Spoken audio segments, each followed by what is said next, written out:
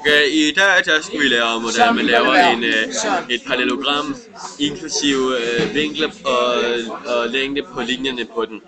Og det er rigtigt. Og areal. Og det første, man gør, det er, at man går ned i input, og så hvis, for eksempel den her, så skriver man så parentes 0,0, og så får den et A der, og så laver man en parentes igen, og så kan man skrive 8,0. Ja. Og så kan man lave en ny parentes, og så kan man skrive 2,3.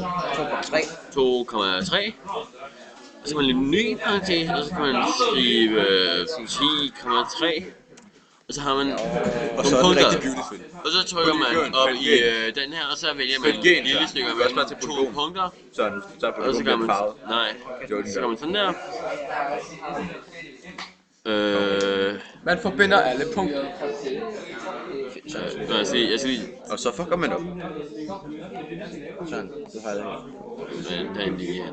Nej, der er ikke. Det var der. Nu er der i hvert fald. Ja. Der var også Og så kan man trykke på polygon, og så markerer man bare alle felter. Trykker man bare på alle felter. Så den farvede. Og hvis du havde gjort det lige før, havde det også.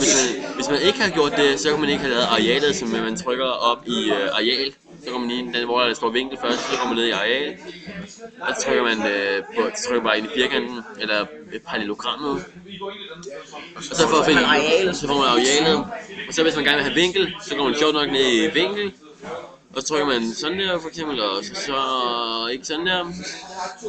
Men man skal bare gøre det fremragende. Sådan der kan man gøre.